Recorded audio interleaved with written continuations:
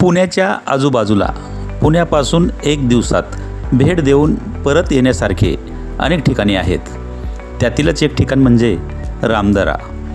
पुण्याजवळ असलेले रामदरा हे एक अत्यंत शांत, निसर्गरम्य आणि आध्यात्मिक महत्त्व असलेले सुंदर पर्यटन व तीर्थक्षेत्र आहे.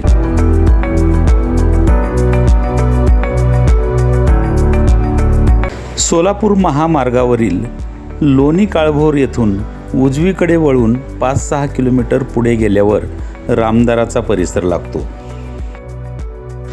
हे मंदिर लोणी काळभोर जवळील एका टेकडीच्या पायथ्याशी वसलेले असून पुण्यापासून रामदराचे अंतर 25 ते 26 किलोमीटर तर हडपसरपासून 18 किलोमीटर आहे.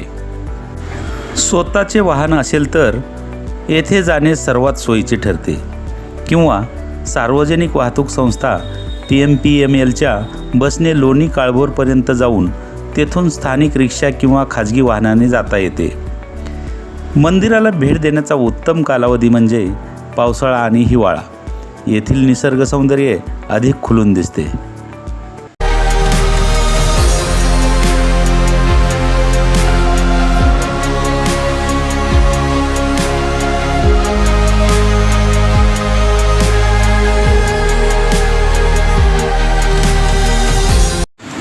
रामदरा मंदिराचा तलाव आणि सभोवतालचा निसर्ग इतका देखणा आहे की अनेक मराठी मालिका, गाणी आणि चित्रपटांचे चित्रीकरण या ठिकाणी झाले आहे. मंदिराच्या तिन्ही बाजूंना एक सुंदर तलाव आहे.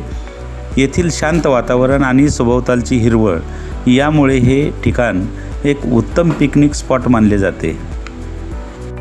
प्रभू श्रीराम, सीता आणि लक्ष्मण यांनी त्यांच्या वनवास काळात काही काळ या परिसरात वास्तव्य केले होते अशी भाविकांची श्रद्धा आहे.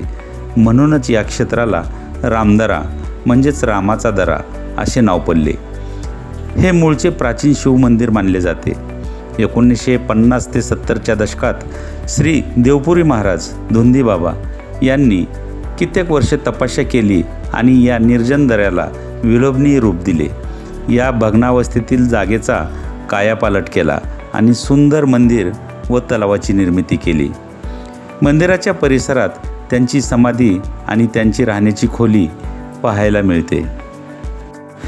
मंदिर परिसरात नारळ आणि सुपारीची खूप मोठी बाग आहे. यामुळे कडक उन्हाळ्यातही येथे गारवा जाणवतो. निसर्गरम्य वातावरणामुळे येथे विविध प्रकारचे स्थानिक आणि स्थलांतरित पक्षी पाहायला मिळतात. त्यामुळे फोटोग्राफी आणि पक्षी निरीक्षणाची आवड असणाऱ्यांसाठी हे ठिकाण उत्तम आहे.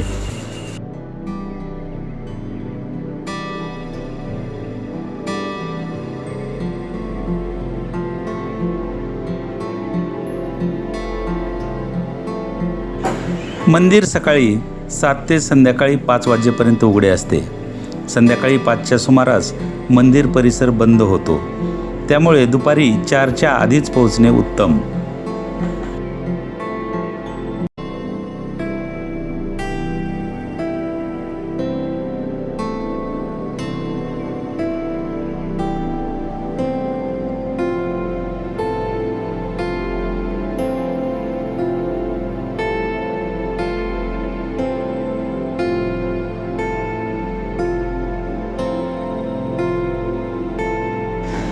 प्रवेशद्वारावर नंदी व हनुमंताची मूर्ती असून सभा मंडपात 24 खांब आहेत. खांबावर आणि भिंतीवर रामायणातील काही महत्त्वाच्या प्रसंगाची सुंदर शिल्पे व चित्रे कोरलेली आहेत.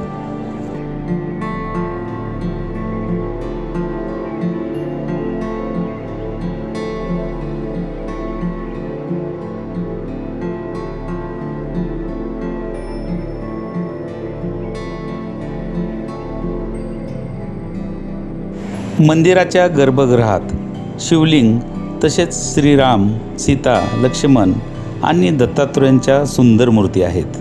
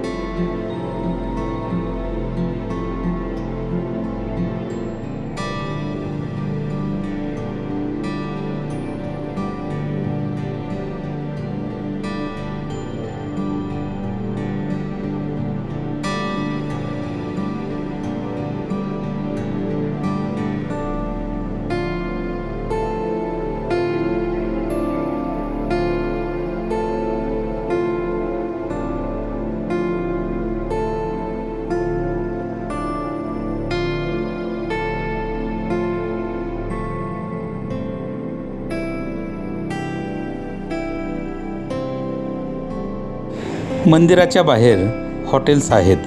येथे खाण्याची सोय होऊ शकते, पण स्वतःचे घरचे जेवण सोबत नेऊन झाडांच्या सावलीत बसून खाण्याचा आनंद काही वेगळाच असतो.